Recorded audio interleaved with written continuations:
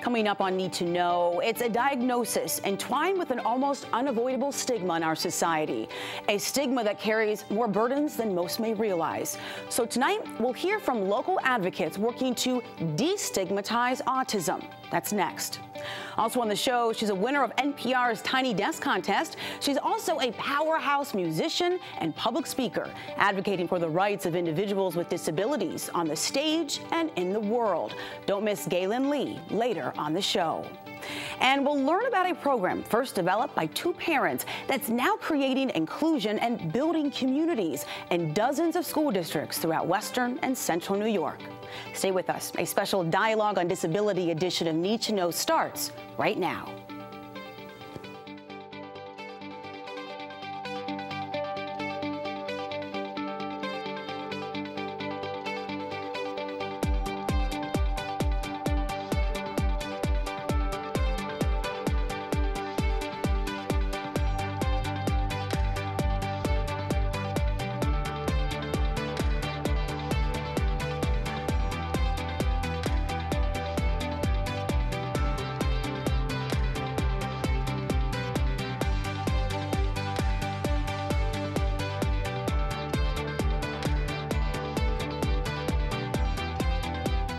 A mark of disgrace associated with a particular circumstance, quality, or person. That's how Oxford Dictionaries defines stigma. And it's that word, stigma, that continues to generate stereotypes and myths about the developmental disease, autism. According to the Centers for Disease Control, more than 3.5 million Americans live with an autism spectrum disorder. There are people right here in our community working daily to educate, enlighten, and destigmatize autism. And a few of them are at the desk with me right now to break this issue down even further. Joining me is Jeremiah Ihoma. Jeremiah is the author of the book, My Super Life with Autism. And joining Jeremiah is his mother, Lisa Peck. And also at the desk is Rachel Rosner, Director of Education and Support Services for Autism Up. And welcome to all of you. Thanks for being here.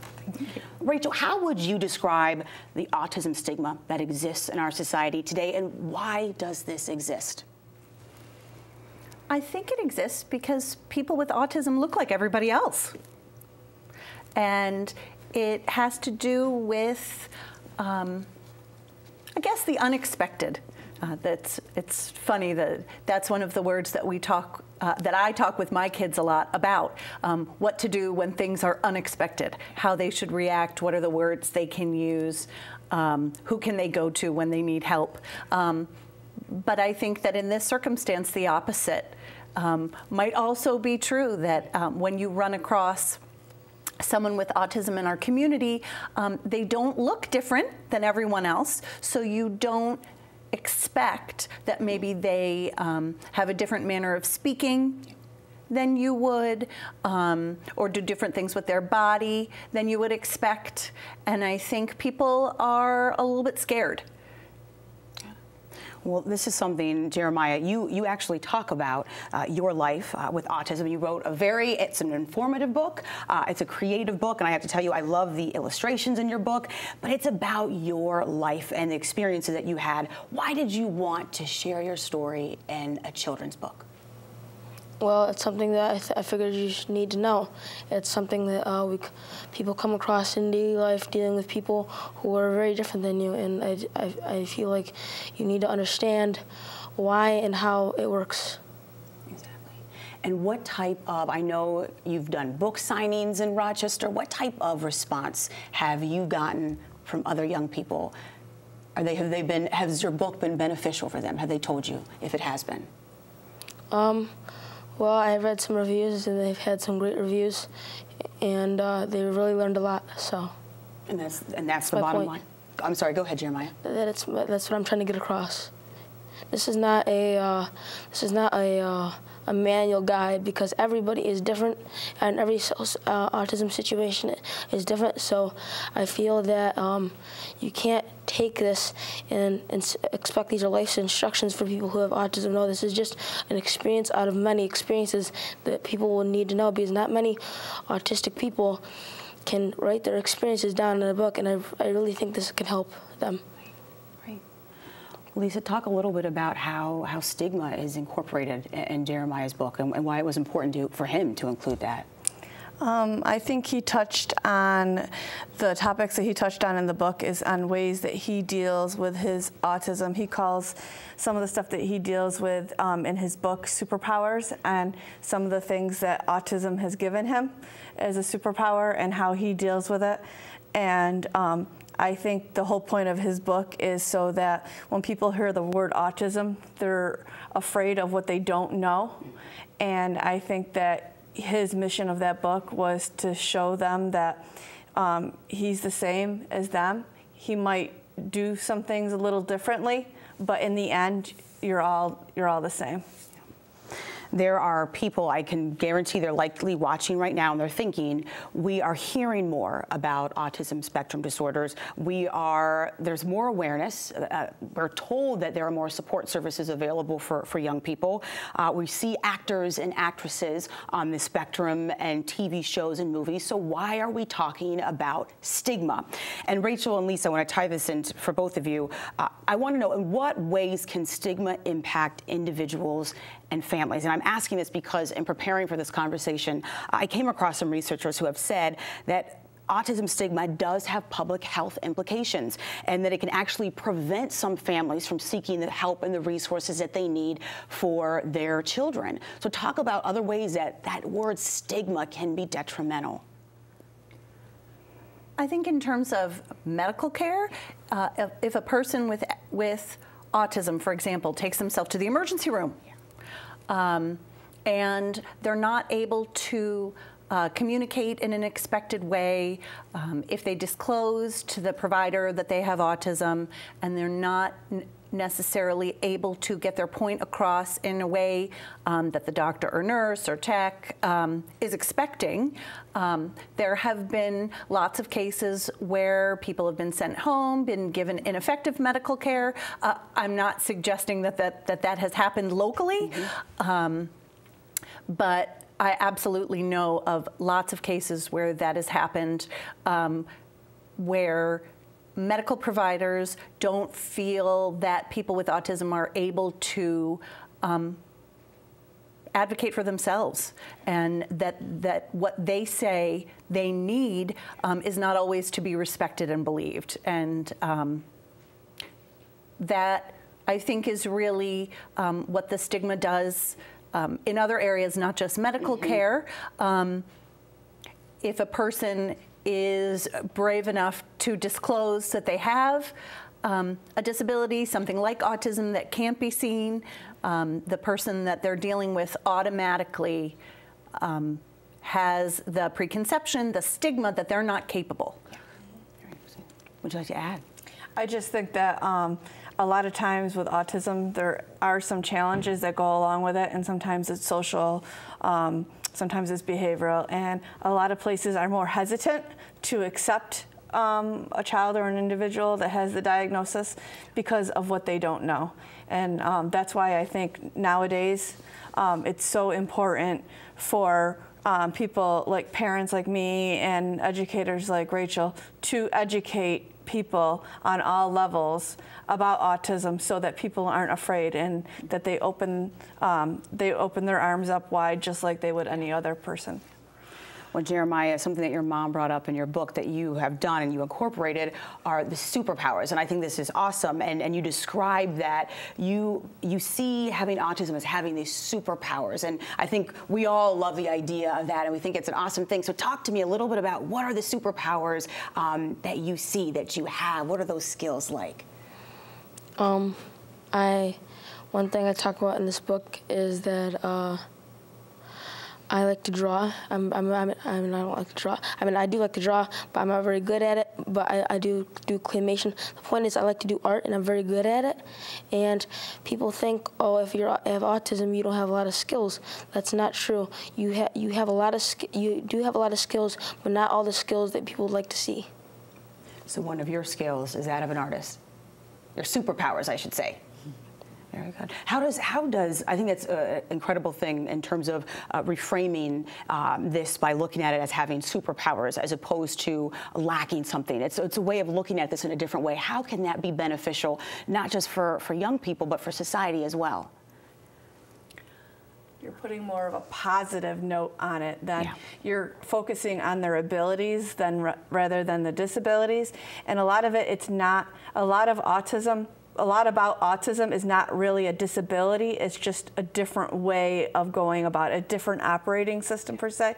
It's not really a disability. It's just that they do things differently to accomplish the same goal. Mm-hmm. I just want to close. I want to ask you, Rachel, what is one thing or something that you believe we have yet to see in our society that would be beneficial in terms of destigmatizing autism? I think just the basic idea that people with disabilities, whether or not that disability can be seen, deserve respect and credit for being a valuable human being on the earth and in your community. And that mindset shift is very difficult for some people who don't necessarily have exposure to a personal connection with someone with a disability. In 2017, that's highly unlikely. Over 20% of the general population has a disability of some kind or another. Some can be seen and some can't. But the basic mindset that every person in your community has something positive to offer. And I think that if everyone can enter into a room with that mindset, that a lot of the stigmatization will go away. All right, well, we have to close for now, but Jeremiah and Lisa and Rachel, thank you for joining me and for your continued work in our community. You can get your own copy of Jeremiah's book, My Super Life with Autism, on Amazon. That's Amazon.com. And you can learn more about programs, services, and support for autism spectrum disorder at autismup.org. Classically trained violinist and songwriter Galen Lee has been immersed in music since her childhood. While she says her primary focus in life is on her career as a musician, it was her rise to fame after winning the 2016 NPR Tiny Desk Contest, when she also took on a new role, that of a disability advocate and public speaker. During a recent concert in Rochester at Nazareth College, Galen told Need to Know that the underrepresentation of people with disability in the arts has given her a new stage to share a powerful message. Take a look. Watch the world unfold. When I was in 4th grade, the orchestra came to my elementary school and played for us. And I remember just really loving the way it sounded. And so in 5th grade, we had a chance to join orchestra. So I went home that day and told my mom, I'm going to go play cello next year. And all she said was, well, I'm sure you'll figure it out. That'll be cool. Because of my size, it wasn't very obvious how that was going to work. But my parents have always been very open-minded and just kind of let me figure things out, because if you have a disability, no matter what, you're adapting stuff every day. So I didn't really give that much thought, and I just assumed I would figure out a way to do it. So the next year, I took a music listening test in orchestra to join, and I was the only student in the school that got a perfect score that year. So the teacher, I think, really wanted to help me figure it out. So we kind of just experimented with all the different instruments, and the cello was actually too big, and then the violin on my shoulder was too big as well, but we compromised and found a way for me to play the violin like a cello, and I've been doing that for 23 years. I don't want to force my music to be a certain direction, like necessarily activist music or necessarily not activist music. I think for musicians who write their own music, a lot of times it springs out of what is relevantly happening in their mental landscape. And when, you know, the healthcare bill was getting debated so heavily, and hopefully won't be, but probably will be again, that brought up a lot of emotions in me, because it's like a right to life issue in terms of I want to live, and so do people with disabilities, and they need support to do that.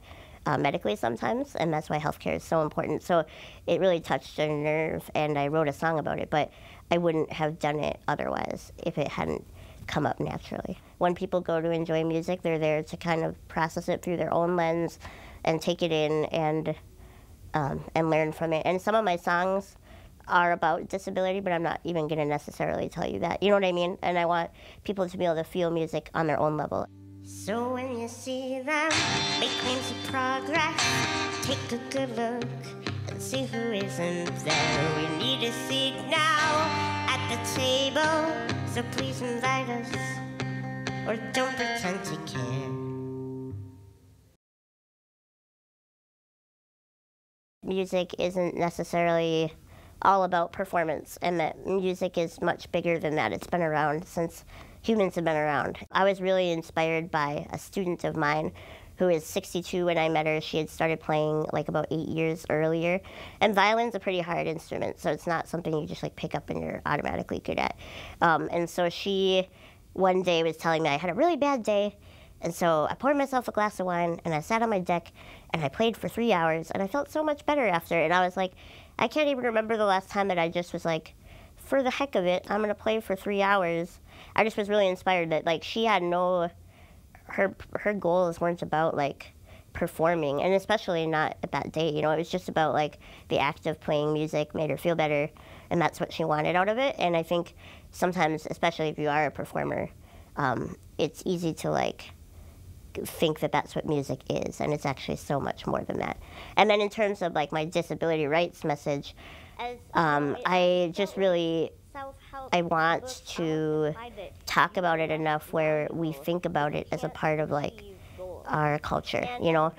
Disability isn't a negative thing. I talk about disability pride a lot, and it's about a natural part of the human spectrum. You know, at some points they're more able-bodied, and at other points they're less able-bodied, and some people are born, you know, different levels of ability or whatever, but it's not a positive and a negative. A lot of the language we use around disability is very negatively charged. I suffer from, or they're a victim of, or they're confined to a wheelchair, and all these terms have a really negative tone, and it doesn't have to be that way. You know, I don't feel that way about my wheelchair. I mean, without a wheelchair, I would be confined to the floor, right? So like, I really like my wheelchair, and so I don't think that it has to be seen as negative. And then when you take the negativity out of it, then you realize that it's not society's job to like fix every single person with a disability to make them like more able-bodied, but it's about making it actually just easier to live in your society, in your own body that you already have. That one day things will change and we can finally take our place. That history won't forget us or try to minimize our pain. And so while When we started traveling, I realized that like pretty much only about 30% of the places we played had ramps or were on the floor. I mean, actually much less than 30 have ramps, but sometimes stages are on the floor.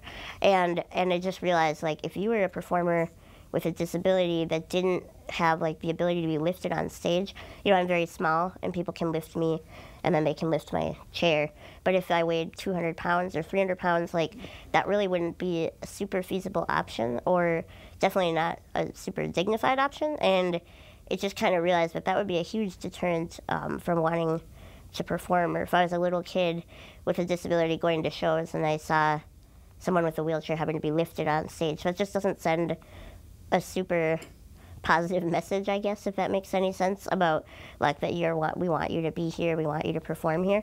So I started thinking about what that meant, and realizing that in order to have real accessibility in the arts, you really have to make sure that the spaces for performers are also accessible, you know, and we have a long ways to go before that is actualized, but I'm hoping to talk about it enough where we can start really making some changes. Galen's third full-length album is dropping this year. She says it's a collection of highly personal songs covering themes such as life, death, anger, grace, love, and disability rights. Learn more at GalenLee.com. Now, for those of you over the age of 21, rewind the tape for a moment and think back to the days of school dances. football games, scouts, and gymnastics, to name a few noteworthy childhood memories. They're the types of activities that are so much more enjoyable when you have a friend by your side. Well, those are the types of experiences that one program is offering in school districts throughout our region. It's called TIES. It's an acronym for Together Including Every Student. And it's a program out of Rochester's Starbridge. Joining me to share more is Alan Stelgis, Vice President of Strategic Transformation at Starbridge, Dale Cameron Cody, TIES Coordinator for the Pittsford Central School District, Cole Percy, a TIES participant from Barker Road Middle School, and Virginia Zabella, a TIES volunteer from Barker Road Middle School, and welcome to all of you. And first thing, Alan, for people learning about Starbridge, very, very briefly explain, what is it? Okay, Starbridge partners with people who have disabilities and their families to realize fulfilling opportunities in education, employment, healthy living, and community transformation. So TIES is one of the programs that Starbridge provides, and it's all about having fun. So what makes it, in addition to having fun, what makes it unique when we look at programs that exist in schools that are really about creating inclusion for individuals with disabilities? Mm-hmm. Well, one of the things that's really unique about TIES is that participants choose the activity that they want to participate in. So it's something that, you know, the student wants to participate in, whether it's a school dance or, you know, a cooking class or some kind of after-school club or sport. It's something that that participant wants to do. And then they're paired with another student who's a volunteer who also is interested in doing that activity. And we have two people with us right now that are friends through this program. So Cole, what do you like to do? Can you tell me about some of the things that you have enjoyed doing with Virginia? To Virginia, on the bus, Wonder. Wonder. So the two of you got to see Wonder together. Yeah. Mm-hmm. And how did you like the movie? Movie is August Bodies. Got it. And what are some other things that you have done with Virginia? And I also understand you have a friend by the name of Michael that you've been able to do some pretty fun things with as well. What have you done with Michael in the program? Michael, her kid, body. Okay. And wait, did I hear drumming? Have you done drumming too? Yes, I was drumming. Okay, I'm going to save the drumming part for just a little bit later, okay? So I'm going to get back to that. But I want to know, Virginia, what was it about TIES and this opportunity? What made you say, I have to be involved? Well, I feel strongly about people who are different in life, and people make fun of those people, and I don't agree with that. And I was just thinking it would be helpful for the people in the TIES program to come with me because usually when you're in activities, you don't want to be with an adult because that's kind of not really what you want to. So that's why I joined the TIES program, so I can be a buddy to these kids and go to these activities with.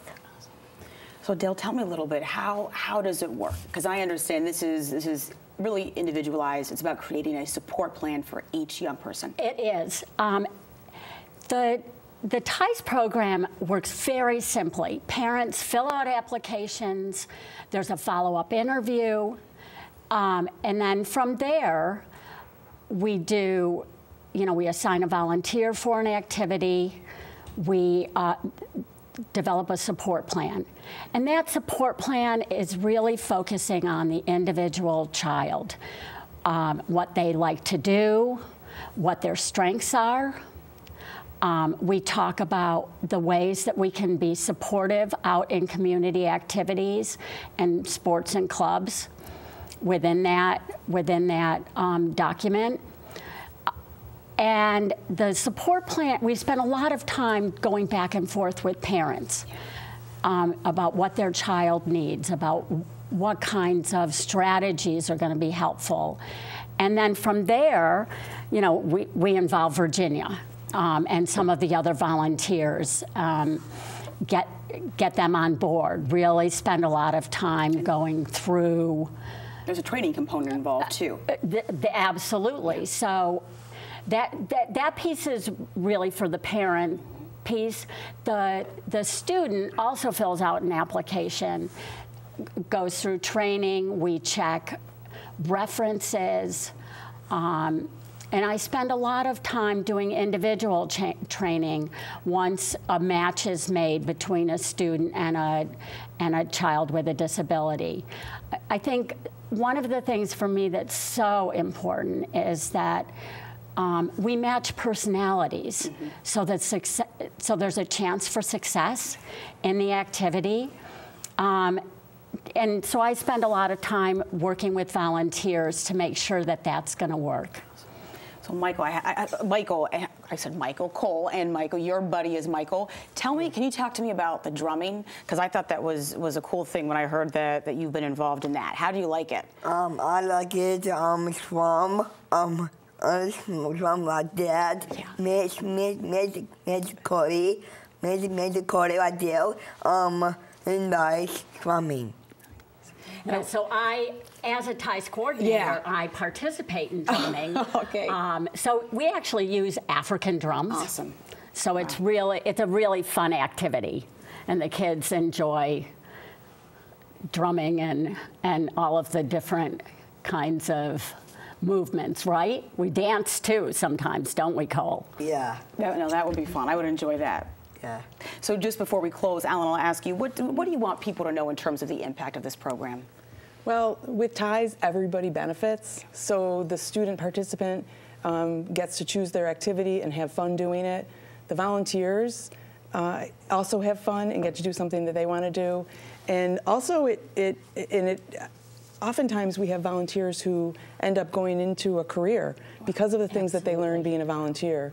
So, and I also believe that the community benefits. It's good for everybody. It certainly is. We are out of time, but a huge thank you to all of my guests for sharing the TIES stories with our viewers. And to learn more about TIES, again, it stands for Together Including Every Student, and to find out if it's in your school district, go to starbridgeinc.org/TIES program. And that's it for this special Dialogue on Disability edition of Need to Know. Dialogue on Disability Week is a partnership between WXXI and Otsego Community of Agencies, and that's in conjunction with the Herman and Margaret Schwartz Community Series. Dialogue on Disability is supported by the Fred L. Emerson Foundation with additional support from the Golisano Foundation. I am your host, Helen B. and Duty Hofer. Thank you for joining me tonight, and I will see you next week.